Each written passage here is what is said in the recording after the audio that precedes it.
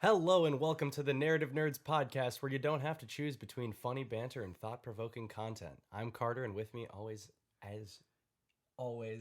is Shane Patrick Ryan.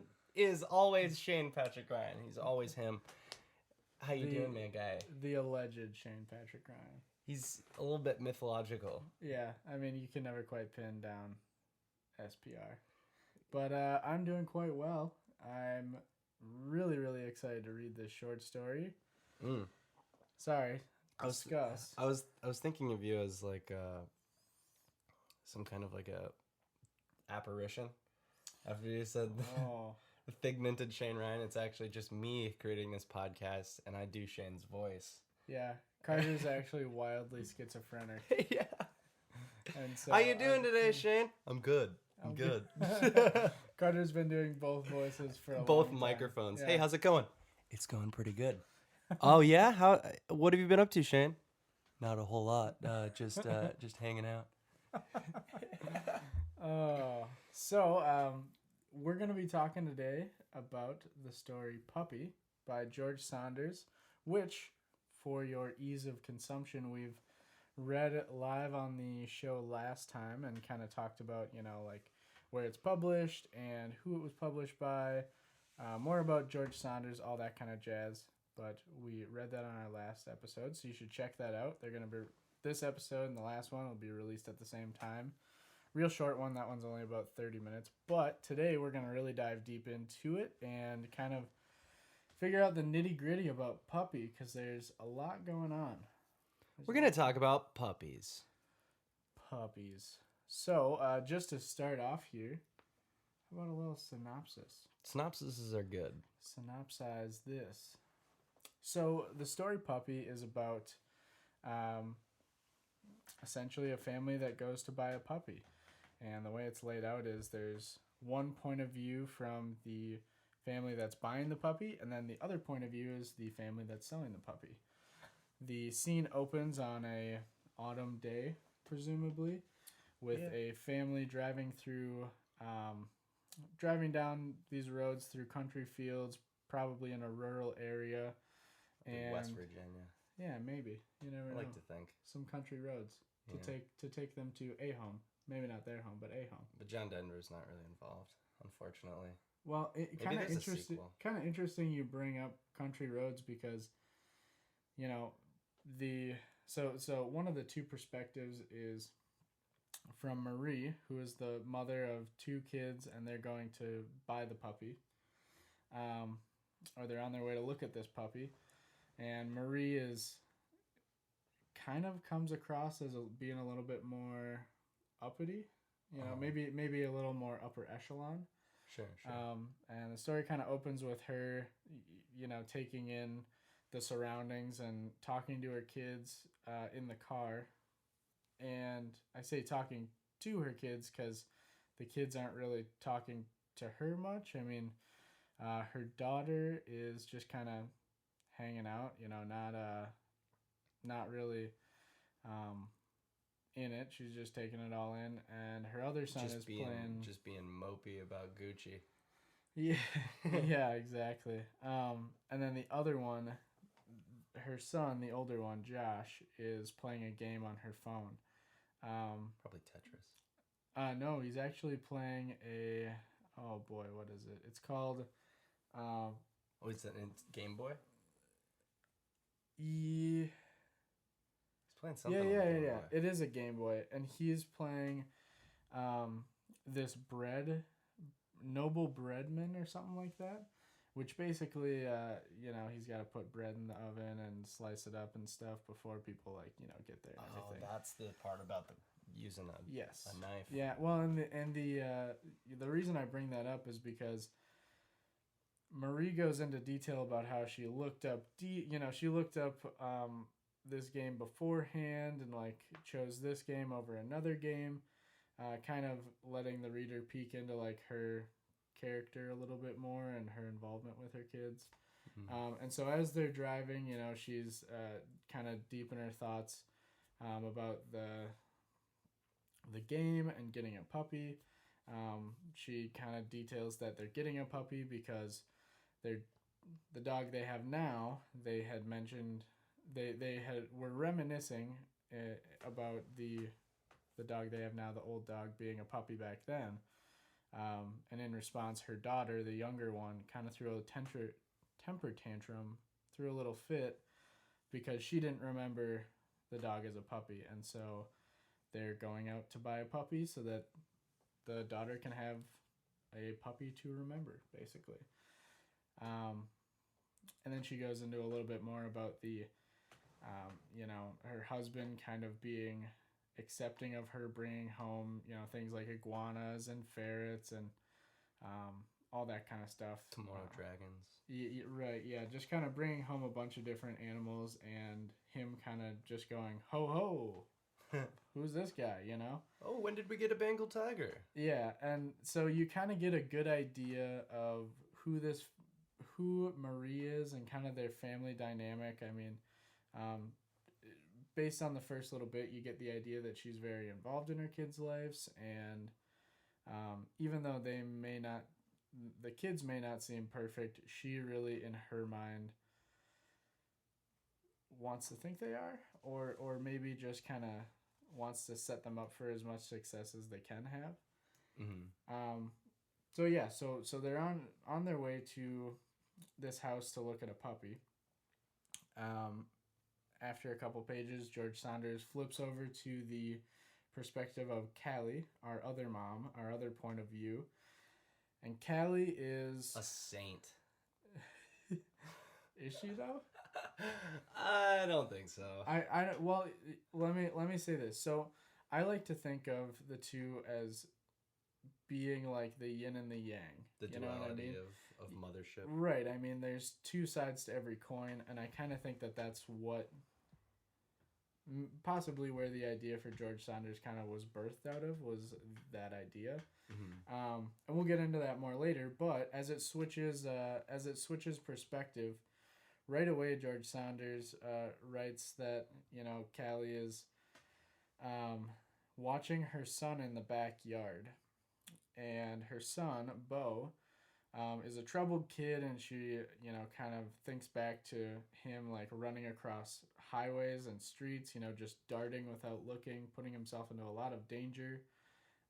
Thrill seeker. Yeah, definitely a thrill seeker, just an adrenaline junkie. But also, you know, not quite right in the head, as we learn shortly after that, because, you know, the Beau's doctor asked, you know, Callie remembers him asking, you have to get this in check, this whole darting across highways thing.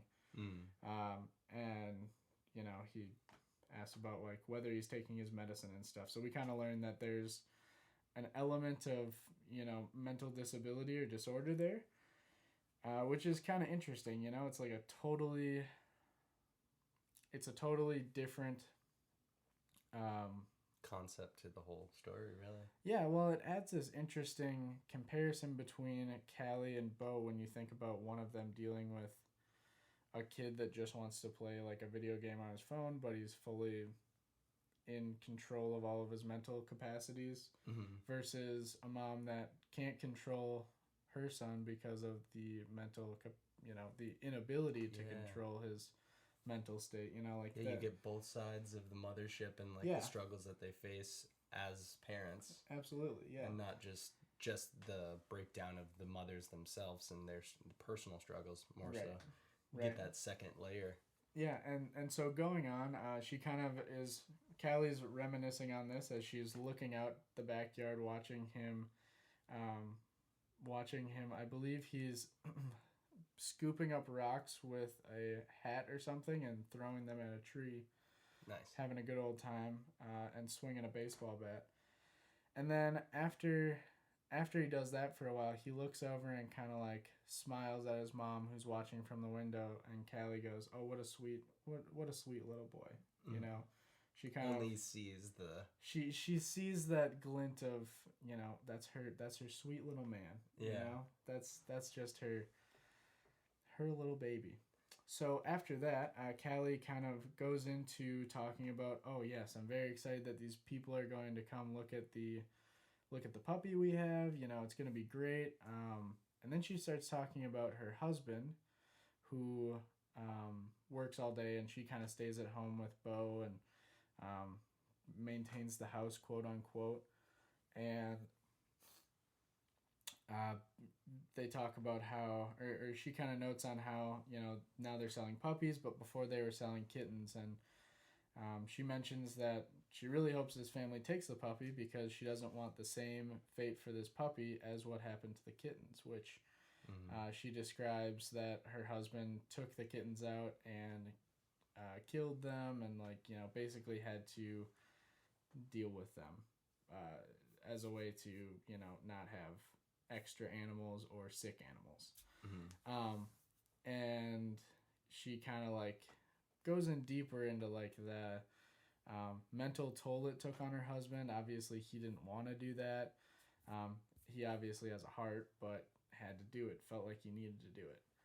So, you know, she also goes into, like, you know, even though he's kind of like, her husband is a little bit more hardened and kind of rough around the edges, she loves when he, like, cuddles up to her and kind of does this goofy laugh snort thing and, like, is a little bit more vulnerable with her.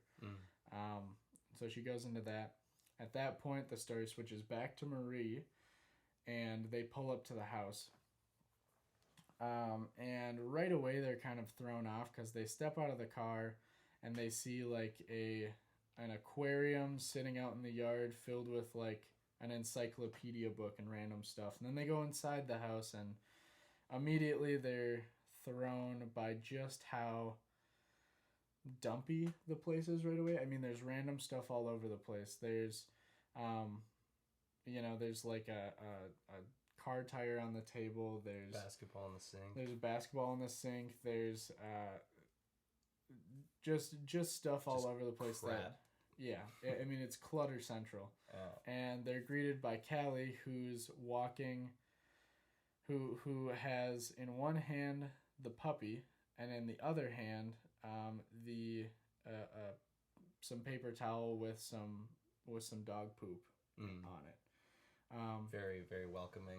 Right, exactly. Yeah, just check this poop. Welcome to our home. This is the puppy you want. This is also some shit from the puppy.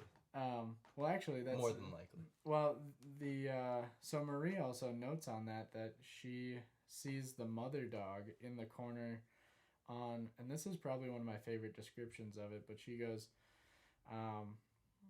she talks about the presumed mother dog in the corner on top of a pile of laundry, scooting its rear end with its legs splayed up in front of it across the laundry with a moronic look of pleasure on its face. You know, just rocking that super nice butt scooty, getting that itch. Oh, dude, the worms for sure.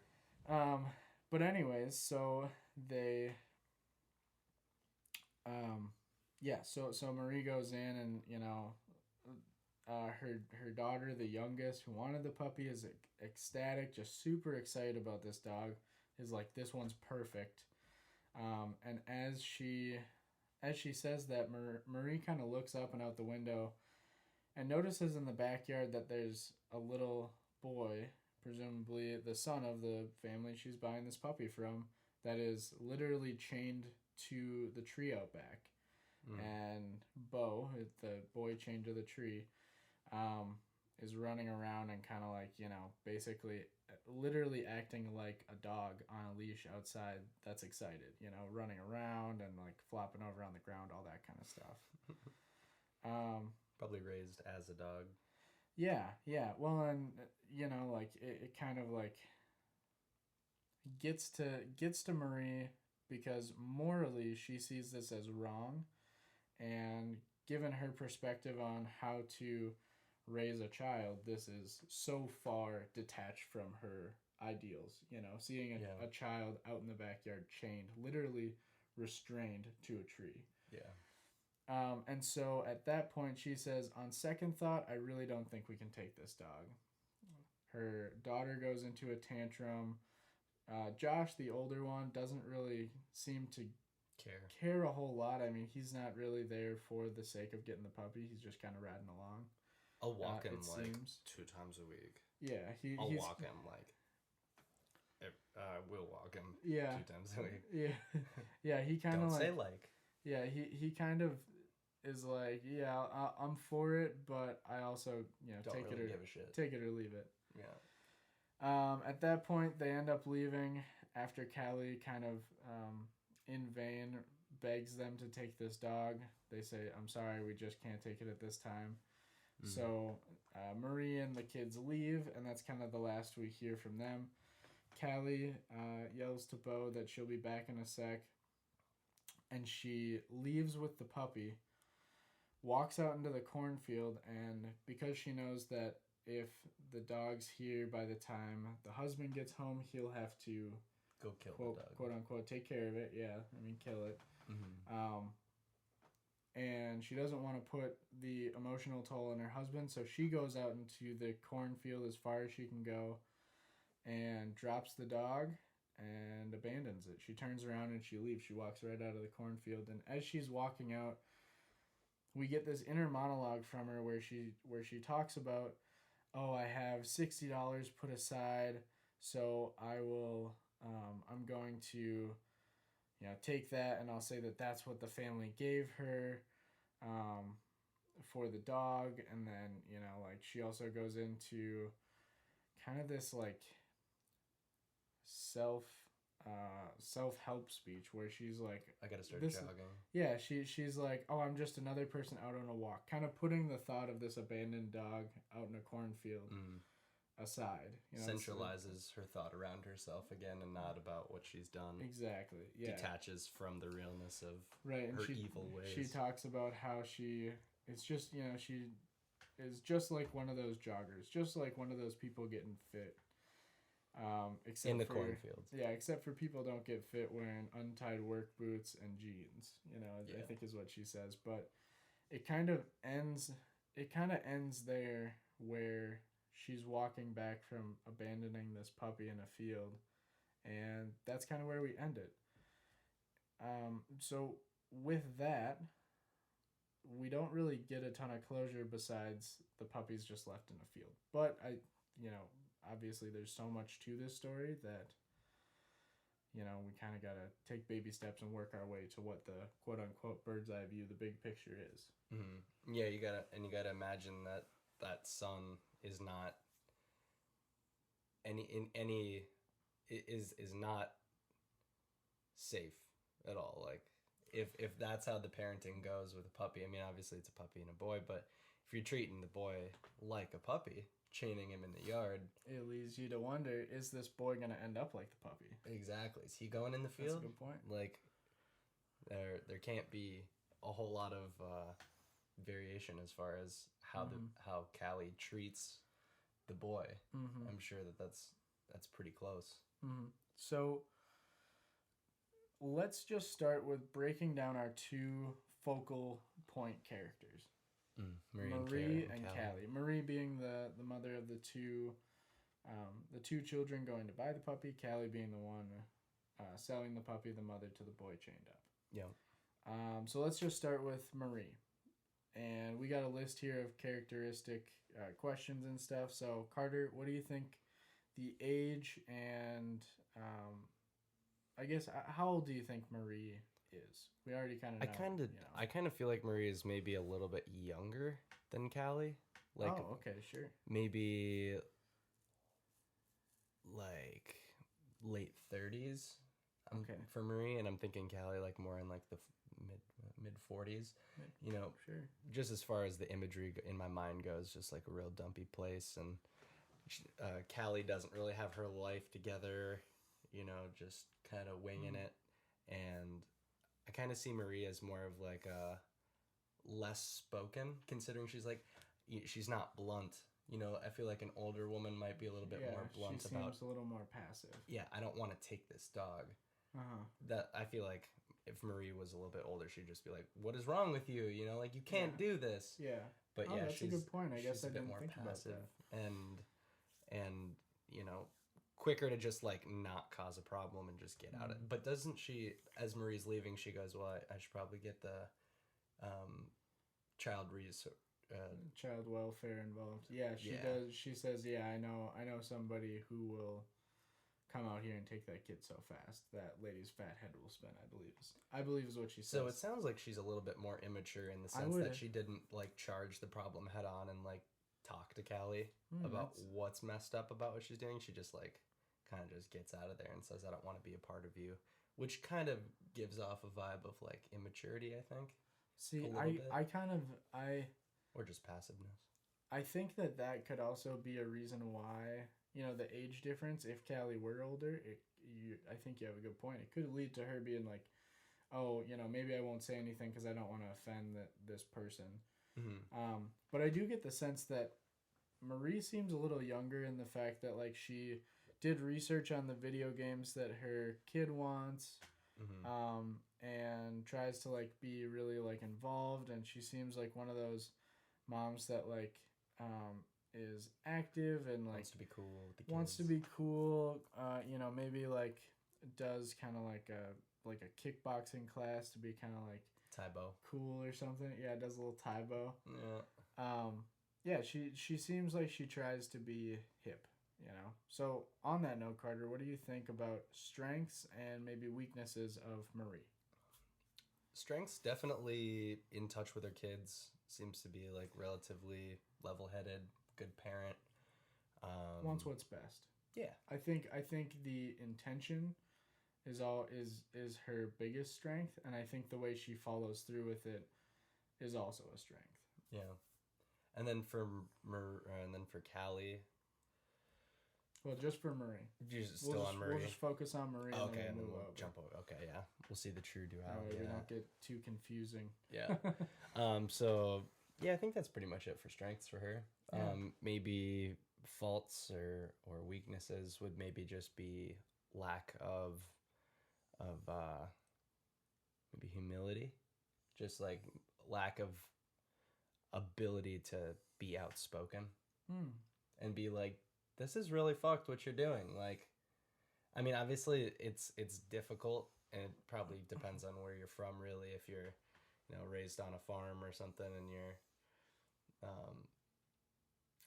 you're maybe a little bit more reserved or something. You know, if you're raised in like Minnesota, for instance, I feel like a lot of people are very passive here. But like more centralized city based, you get a little bit more like rough, Carter, I think rough edge. I disagree, but I think everyone's entitled to their own opinion about people being passive in the Midwest. I mean, I disagree, but who knows? You could be right, I guess. Yeah, oh, fuck you. I know exactly what you mean, though, about like being passive to a point of, you know, fault. Yeah, because like, and this is actually, you know, you don't want to ruffle feathers. Yeah, peek behind the curtain here. I'm an extremely passive person, so like I hate to ruffle feathers. And I like to hear everybody out, but you know, at some point you gotta put your foot down and stand up for what you got. So exactly. I think that one of Marie's faults too is that not only is she passive, which can be bad or inappropriate for certain situations, but one thing that I found was that she came to this place, she saw the state of the house, and there was no real like benefit of the doubt. There was no real I guess empathy there. You know, you could tell that she made a snap judgment about these people. And actually, kind of on that note, one thing that I glossed over a little bit in the synopsis, she talks about after seeing this house, all of the stuff around, she immediately thinks these people are white trash. And then she talks about, oh my gosh, could we really adopt a white trash dog? And in her mind, she gets this picture of the dog wearing like little overalls and a straw hat, corncob pipe. and redneck dog. Yep, a little redneck doge. And so I think that kind of really tells you how little empathy she has for where these people are at in the economic sense, in the socioeconomic levels. Yeah, for sure. And I kind of take that as she may be more like elitist and not taking this dog on principle, quote unquote, like what she sees as like, moral or principle level. Sure. I think that's just a cop out for not wanting to take a moment to like learn more. Yeah, a little bit more closed off to outside world from what she's used to. Yeah, well, and like when we hear does it say if they're city folk? We can kind of assume they're city folk. I mean, they're driving out. They're driving a Lexus out there. They were driving a Lexus. So yeah, definitely a more high class family. Yeah. So you can see there's the not only the duality of how the family works, but also just money and the economic. Yeah, well, and it's not even that. I think had she tried to be more empathetic, she could have understood where Callie was coming from with chaining up Bo or having the house like this or something. Like, you don't even know my story. She doesn't know the story. Yeah, exactly. And so I think had she taken a moment to put her blinders on, ignore the aquarium full of encyclopedias, ignore the tire on the table, the dog poop, she could have seen class in that encyclopedia. Who knows? Maybe learn better while looking into she could have said, she could have asked Callie, I have to ask, is the boy out back chained to the tree? Is he okay? Mm-hmm. Giving Callie to kind of... Can I pet your boy? Can I pet your dog boy? Dog boy man. Giving Callie an opportunity to say, yeah, I mean, like... That's my son. He struggles with mental disabilities and he runs. I can't keep him from jumping the fence and running. Is he allowed in the house? That would have been a great question. No, he poops on the floor. Yeah, see this poop in my hand? That was him. Not the dog. But you see what I'm saying? I mean, like, I think the other fault, kind of folding into that one though, is she tends to like put her kids and put her and her family in this bubble, like a lot of people nowadays do. You put yourself in this bubble, and anytime something doesn't go right, you become the victim, and like, it's a very me kind of world nowadays, Sure. I mean, that's why Carter and I were just talking about this. We had talked about going live for this podcast, and we kind of figured, well, maybe not, because it's not as like stimulating to sit and watch a couple goofs record. But Carter mentioned, you really have to have like a stimulating medium for live whatever to really work. And like a lot of the times that doesn't work because people are so like go on to the next thing. What do I want to do next? If I have any time to look at anything that's not my own life, it better be damn good or I'm out. It's got to be amazing. Yeah. It's got to be amazing. And extremely high standards. I think a lot of people, when they first read this story, can kind of relate to Marie because she seems logical with the way that she, like, handles her kids and, like, loves them. And, maybe she spoils them a little bit, but they're prioritized in her life. And people like that. There's comfort in that. She is the hallmark movie of people, predictable, appreciative, all that kind of stuff. So going into that, let's talk about Callie. So we kind of talked about age a little bit. I think she might be similar in age, but I think she might maybe appear older. Yeah. She seems a little bit more like she's had more of like a rough life. Yeah. She might have like stress wrinkles or something like that. So maybe they're about the same age, but she might like appear. Oh, definitely. She might just have like a more worn. Yeah, like a real life, like a grizzly. Like I've been through a lot more of a struggle. You've had it easier. Right. They could and just a maturity comes with that. if you go out into the woods and attempt to live on your own and you don't have everything accessible to you, life is going to be a lot more easy. You're going to be catch up to you. Yeah, you're going to be grizzled a little bit more with real world problems, stuff like that, as opposed to just I got everything I need. Grocery store's a block down the street. I got my gas right here. Every day I'm going, 9 to 5.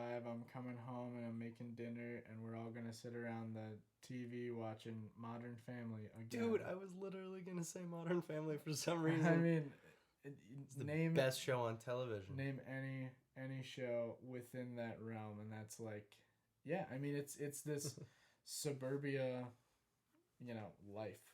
Exactly. And Callie seems to be kind of out of that. Has to go to the river for water.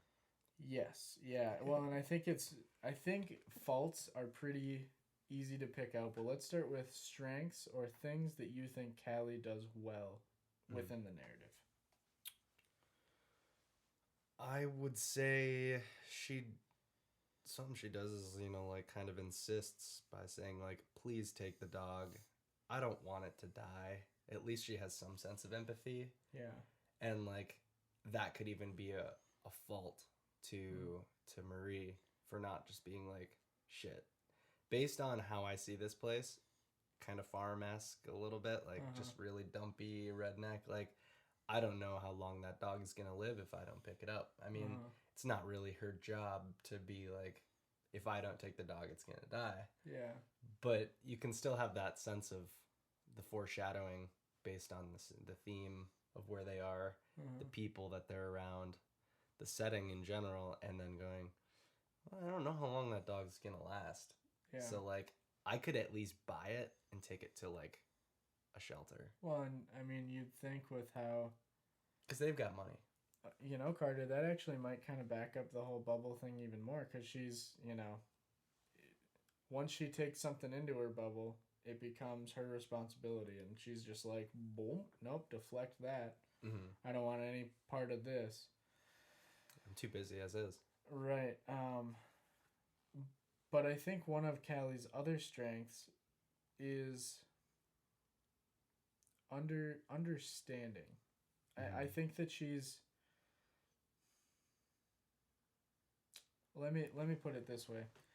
I think she has a big heart, but she doesn't logically put things together to lead to an end.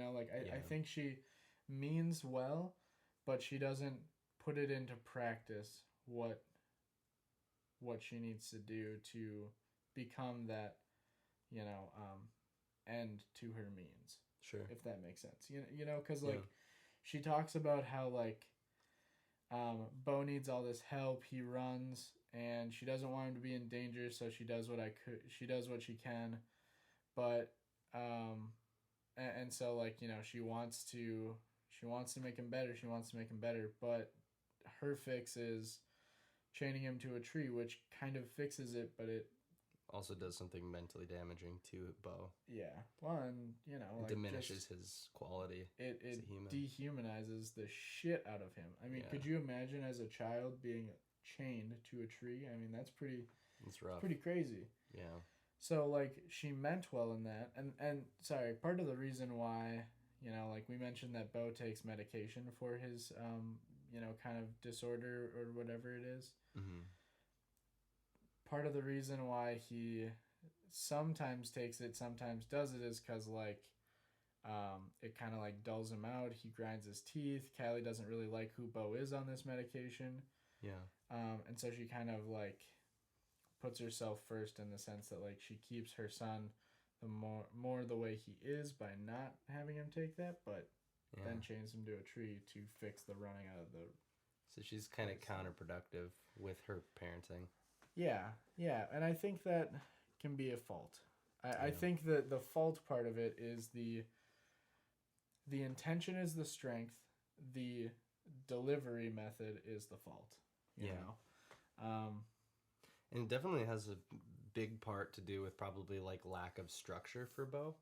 He probably was raised, like, the reason, I don't think the story really goes into, like, why or, like, what his conditions are, but Or what the dynamic is between him and his mom. Exactly. I mean, like, we don't know if it was on his end that he's going nuts or whatever. Yeah, because it sounds like he probably was raised in a home with like absolutely no structure, no rules, just really like no bedtime. I think that's a good point, Carter, and that kind of brings me into the next thing I wanted to talk with you about was, and this is the last thing before we'll go more in depth into like the structure of the story. So the way I see Callie and Marie, the dynamic I see between them is action and reaction. You know, when something comes their way, Marie takes action, preemptive action. Yeah. And Callie lets it happen and then takes reaction. You know, with Marie's son's video game, she goes out of her way to research that before getting it to him, and you know, reacts to him wanting it, and then is right there acting along with him, saying, you know, hey, use this type of knife when you're doing this, or you know, you have to bake the bread this way, and she like stays involved with it. So she's acting and staying at the forefront of like whatever is coming next. Sure. Callie, I think, is more reactive in the sense where,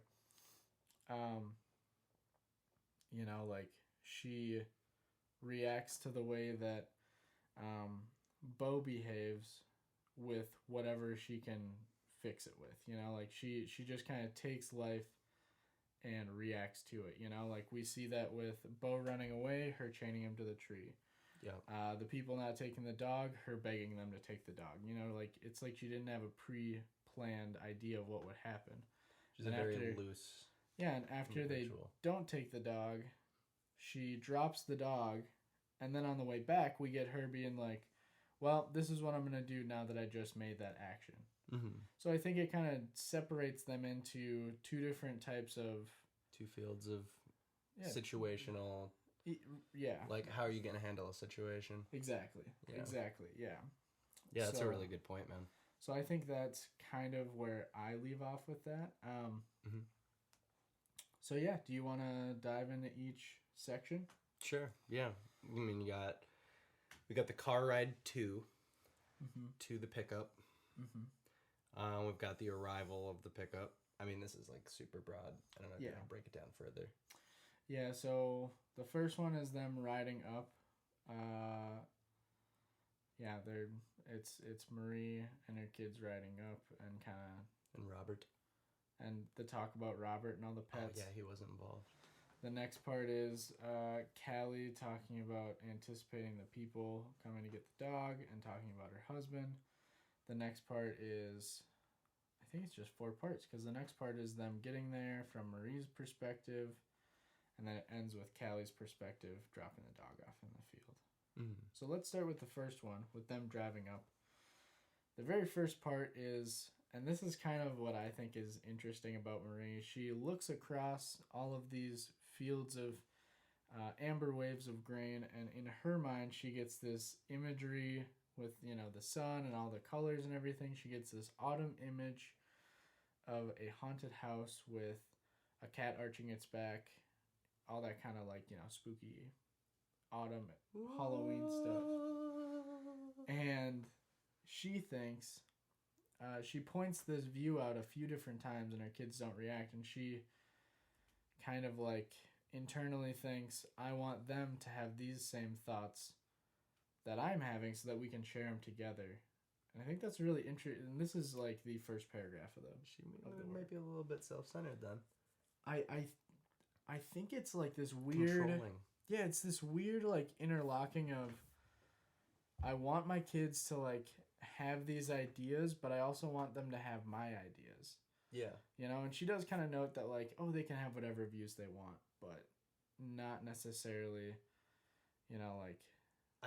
She just wants to help them understand. But, you know, you can lead a horse to water, but you can't make it drink, and I think that's the missing link for Marie. Yeah, I bet Robert, the husband of, well, I mean, I shouldn't say I bet, I feel like I know, considering the ho, you know, like, every time something happens, it seems like Robert's just like a passive, like chill kind of guy. Go with the flow. Now that I'm thinking about it, I'm thinking Marie is actually, like a very controlling, kind of manipulating mother, considering I want my children to have these thoughts.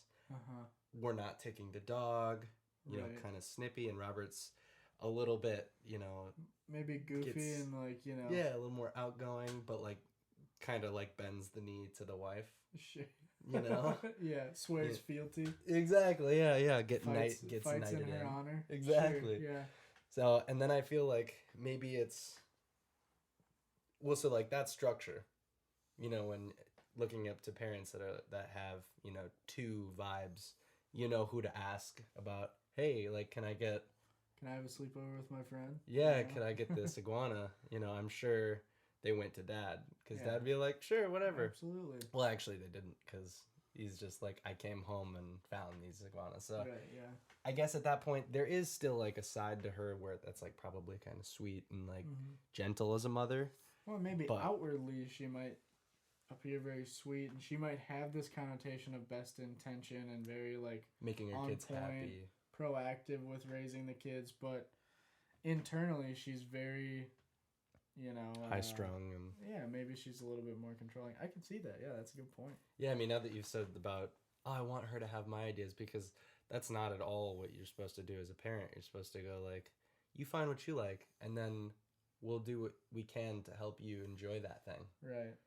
Not, oh, I experienced this whole life and it was so good and I learned everything and I am well let me play human. Devil's advocate here, because let's say Maria's the product of a healthy siring. She was raised in the same, let's say, suburbia that she inhabits now. Her parents, actually, I'm sorry, Carter. We know her backstory. We know that her parents sucked. Oh. So we know that her parents sucked. So she's trying to do it maybe better. She's counteracting that by like being overly involved. Yeah. Yeah, I was gonna say, I feel like I remember parts to. I was gonna say, what if she's just trying to re-emulate her childhood? But I remember she talks about her. She talks about her mom kind of like having strangers over and doing gross stuff in front of her and all that. She talks about her dad being kind of a drunk, all that kind of stuff. Yeah, so she was a product of a disoriented family. Yeah, which is kind of like Callie's family. That's maybe another part of why she just wanted to get out of there, because she was like, I feel similar vibes. I'm getting a flashback. A negative nostalgia. Yeah. Exactly. So, doesn't even want her kids to be around that kind of energy, I'm sure. Yeah. So, sheltering. Marie then talks about, kind of going back to what you were saying, Carter, about Robert. She talks about how she loves Robert's response when they bring home a new animal. Because Robert just goes, ho ho, who's this little guy? Ho ho, what does this little guy eat? What does he drink? What are you going to name the little bugger? When does he sleep? And I think it's really kind of, I think it's an interesting way to characterize somebody, because we get this idea that Robert is very go with the flow. He's not like, he doesn't think about the logistics of owning an animal, owning a pet. He just thinks like, oh yeah, we're gonna do this, like it's here, we're going with it. He just kind of rolls with the punches. Yeah. And I think what you brought out about her maybe being a little bit more structured, that sounds pretty accurate. I mean, like, based on the story, she sounds very, like, to the books, and, like, everything is pre-planned and then pre-planned again and then executed to the pre-plan. Yeah. Yeah. That sounds like her to me. But yeah. So, going on off of that, should we jump into the next section about getting to Callie? Yeah. All right. So, the next. So this is when they're pulling in. Yes. So Callie pulls back the blind.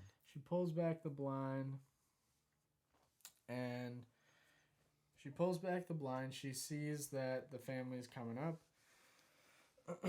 And she thinks to herself, boom, problem solved. It's going to be great. These people are going to take the dog, and there it goes. And then she thinks back to the problem with Bo darting across I-90. And Dr. Brile being like, hey, dude, this kid's got to take his meds. You got to get this under control. And she was like, well, I don't like the meds because he grinds his teeth. He pounds his fists. And he broke it. He broke plates that way. He broke a glass table that way. And he got 4 stitches in his wrist because of all that. So she fixed that by putting him in the yard. Not doing it. Not giving him the meds. And saying he's safe there. He's chained up. He's good. Bo is good. It's been solved, quote unquote, perfectly. You know, which is definitely shows like the mindset of like just sweep it under the rug. Yeah. Well, like, and maybe problem solved. I'm not gonna handle this. She might just be a really frantic woman. She might have had some very hard things to witness. Callie in her lifetime, either as a mother or just one event that really changed her, that made her have to irrationally solve problems, and then chalk it up in her mind about how it wasn't really that big of a deal because it's the only way she can process information anymore, which leads her to making bad decisions because she has the ability to just sweep that under the rug, go, oh, well, I can do whatever I want because I know at the end there's really not going to be a whole lot of consequences, and I will be able to mentally sleep at night because I'll create a way to fabricate another illusionary reality that it never happened, or this is what it really is. She's fantasizing about put a rose colored lens. Is that the saying? I was gonna say like a rose bed over a graveyard. Looking at the world through rose colored lenses. Yeah. A rose over a graveyard. It sounds like ain't no bodies here. It's just a meta. It reminds me of like a My Chemical Romance album cover or something. But anyways, I think that's a good point too. Like she seems very naive, and she seems kind of like. I just had an idea. Go for it. Marie shelters her children. Callie shelters herself. Oh, fuck, dude. Go on. Keep going. Build it.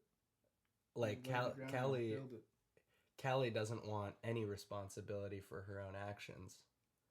And Marie doesn't want her kids to ever fall into a bad situation. So she's doing the sheltering. Like, external sheltering for Marie, but internal sheltering for Callie. I think that's a really good point too, and I really like that comparison because it kind of like justifies their choices a little bit more. Yeah. Because you can see that Marie comes from that troubled childhood of the the drunk parents that are just shitty. It's terrible home life. Yeah. So you can tell she vows to never let that happen to her kids or her family. And then you see Callie, who's very much in the boat of, like, I just gotta keep trucking. Like, this is tough, but, like, I just gotta, like, keep trucking, and it's not as bad as it seems, or, like, it's not a big deal. And she kind of dulls it down, doesn't really take what happens to her, like, as serious as it is, like. And I think, yeah, another part of that is the fact that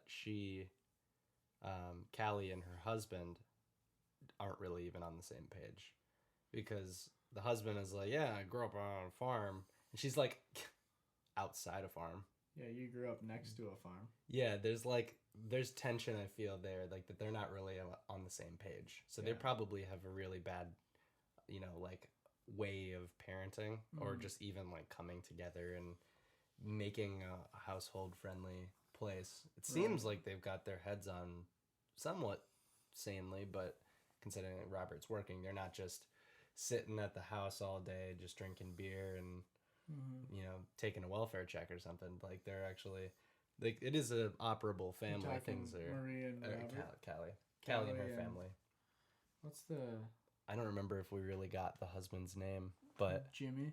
Is it Jimmy? Yeah, Jimmy. Jimmy, yes, Callie and Jimmy and Marie and Robert. Yeah, so there's got to be a disconnect there, which kind of leads to Callie feeling like she's alone. Has to be independent. Doesn't really have a partner to bounce ideas off of, like somebody that she can trust on a level where, she probably sees herself as like the bigger person in the relationship. Like, your ideas suck. Like, I just kind of get that vibe from her where she's above Jimmy. Callie is above Jimmy. See, I kind of take it as like, I kind of take it as Callie is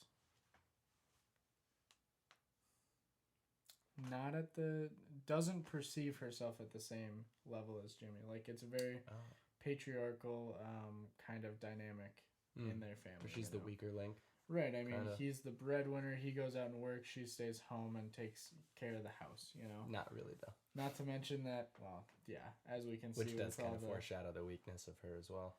True, yeah. She's not. She's got one job. But at the end, she, like, jumps through all these hoops just so that Jimmy thinks that she did a good job. Oh, really? Yeah, well, I mean, she brings the puppy out because it didn't get sold. Oh, yeah. She makes up this whole thing about, I got this money put away that I can say was for the puppy, but it was really just my savings, and, like, all this kind of stuff, just so that Jimmy won't have to go through the down on her mental pain of, like, having to deal with the puppy, or, she won't feel like she's disappointed somebody, Okay, yeah, so she could be... so Jimmy definitely could be kind of the independent one, and she feels alone. So in that sense, that's why she might... Or maybe she doesn't... Maybe she feels like she doesn't have help, so she does take the shortcuts, Yeah. Maybe she feels lesser, so she... That's a great point. Just wherever the standard is for her, she just barely scrapes at the bottom of that bar, Yeah. Doesn't quite go over it, and that's fine with her. Yeah, that makes sense. I think she settles quite a bit. Yeah. Just because, like, the way that we... It's not glass isn't half full or half empty. It's just... No, it's just... Getting there. Shit, it's a glass with liquid in it, I guess. I don't know. This has just been thrown at me. Yeah. What am I going to do? Yeah. So we did a terrible job breaking down each section, which I think is okay, because our conversation has been great. And yeah, we've been all over the board already. We've been super all over even with the character breakdown, all over the board. I'm cool with that. I'm fine with that. No, it works out. How long are we at? I feel like we've been doing this forever. Probably about like 45 minutes or something. Think so? Damn. 45 minutes to an hour. So let's look at the bigger picture. Carter, somebody asks you, hey, I saw you guys talked about puppies on the podcast. What's that story about? You have 1 to 3 sentences to tell them what puppy is about. Go. Based on this conversation right now, when we read it, there was still a lot of disconnects for me. And, even to like right now, I'm sure there are a couple very small disconnects, but I think it's mostly rounded down to like what we just discussed, like all right, 3 sentences. The general dynamic of parenthood as a mother, that is a massive overhanging umbrella, of this entire story. Mm-hmm. The dynamic between potentially the symbolism of what puppy is, the story, and like the whole narrative follows the purchasing of a dog, but it really, I think, is more so showing Bo, the child that's chained in the yard, with the feeling that he's being treated like a dog. I feel like that is really a staple in this story. Is really the counterbalancing act of buying a dog and then, oh, look at this kid. Like we don't really get a whole lot about him, but he's out in the yard and being treated like a dog. So I think George Saunders uses that as like a really heavy part of the story. So yeah, definitely the two mothers, parental duality, and then that kind of symbolism, I guess you could say. Sure. Or metaphor for not treating a human being properly. Yeah. Kind of goes hand in hand with just Callie's whole story and everything, and how she really takes care of things. Absolutely. It was like 2 paragraphs, but that's fine. How about you? How do you see it? Well, I'll say I think I have it easier. Me going second, which you fell right into my trap. Because you talked about a lot of different stuff there, but I would probably say it's Puppy is a story about a mother that is selling a dog and a mother that is looking to purchase that dog. It kind of encapsulates the different methods of parenting paired with the different situations that people are put in as a parent and how they adapt to that.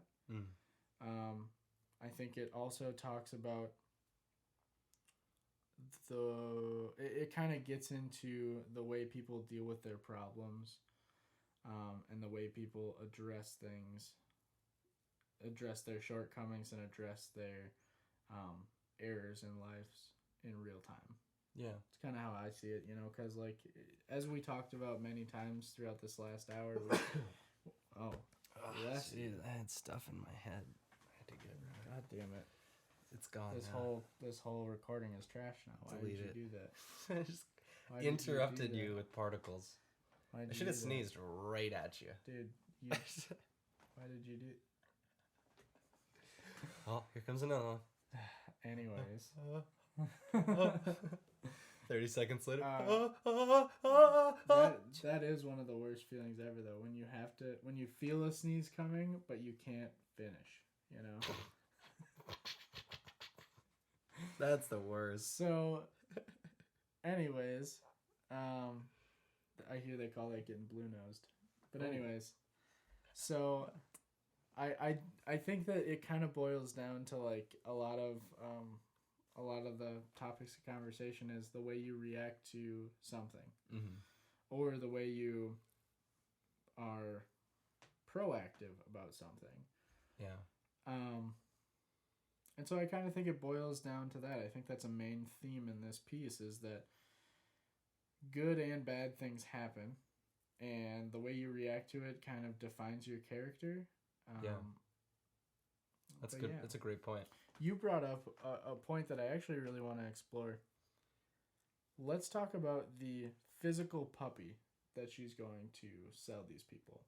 Because you mentioned that, like, symbolically there's a connection, or metaphorically there's a connection between that puppy and Bo, the chained up boy in the backyard. And I want to talk about, like, the puppy and what it symbolizes. Because,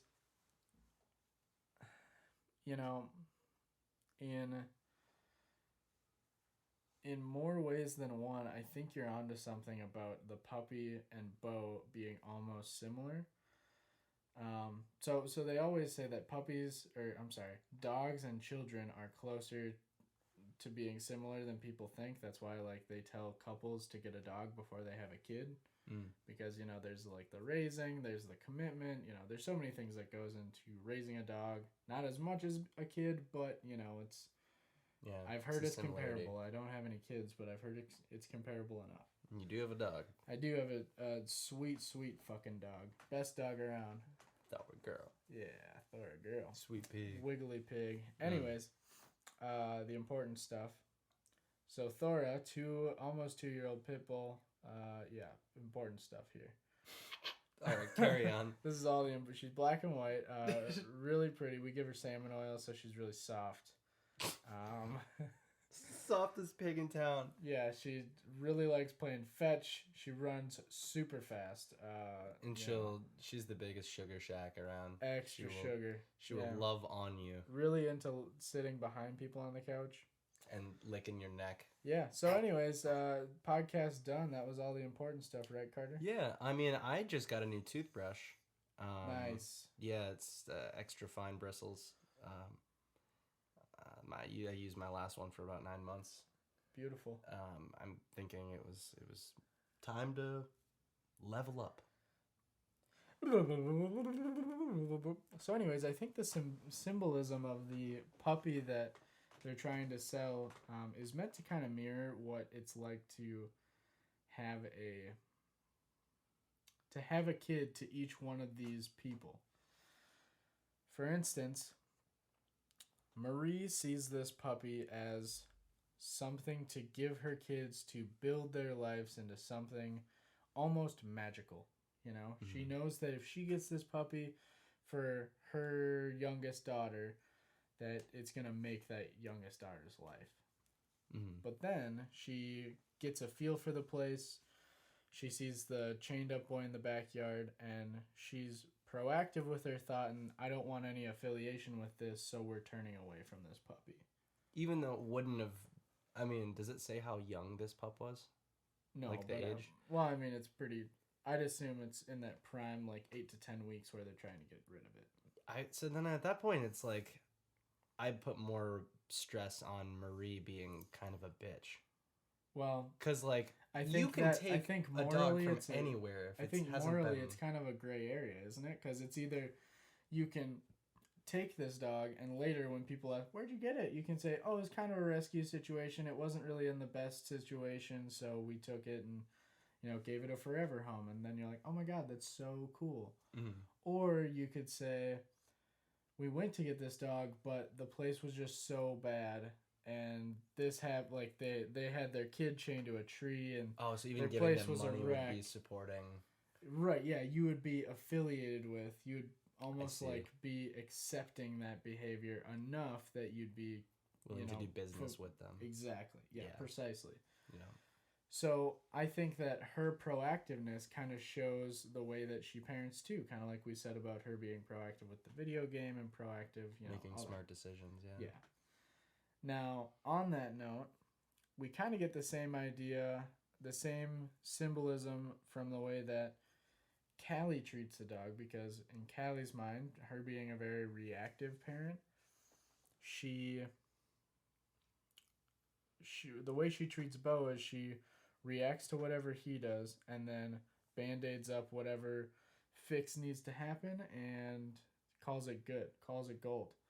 Same with, they wouldn't take the dog, so she saw it as, you know, more of a burden. Kind of like she sees Bo, he's a handful. She even says that in the story that he's a handful. Yeah. And that she just kind of reacts to whatever Bo does. Much like the puppy wasn't sold, so now it becomes a burden on her and potentially her husband, so she reacts to that by abandoning it in a cornfield. Interesting. Now, let me go a little bit deeper, because I think the fact that she abandons the dog in a cornfield is also interesting. Yeah. So she leaves this dog out in a cornfield all by itself in a small clearing. Obviously, you know, the dog can see the clearing, but everything outside of that is, you know, it's a fence and there's nothing else, and the dog is basically out in the world lost. Yeah. when she does that to the dog, that dog and Bo get a little bit closer to being similar. Because in Bo's life, kind of abandoned. In Bo's life, when he's out in the backyard, when he's chained to the tree, that yard becomes that clearing in the cornfield. You know, everything in there he can see.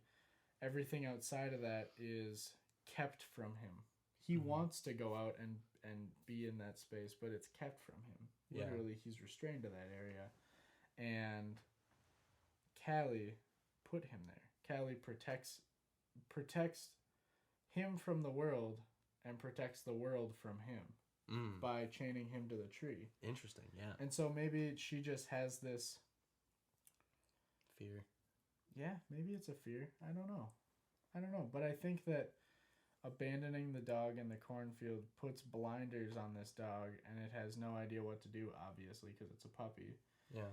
But tying Bo to a tree doesn't teach him that jumping the fence and running across a freeway is wrong. It just puts blinders on him in respect of the whole world, you know? Yeah.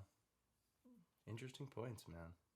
Yeah, I mean, it honestly, there are probably a dozen more topics that we could even talk about in this one. I mean, Carter and I didn't even bring out any passages because this story is so deep. Like, there's so many different levels to it. There's so many... Well, you might have just unveiled something else that was really deep about the cornfields, about how there's when they're driving in, the haunted spookiness of the cornfields, and then how she goes and drops the dog in the cornfields. That's true. Yeah, they could be foreshadowing there. Almost, you know, thinking of like... The scary... The mystery of what's in a cornfield. Yeah. You know, the fact that you can see 1% of each corn, but there's 99% of that corn stalk that underneath you don't know.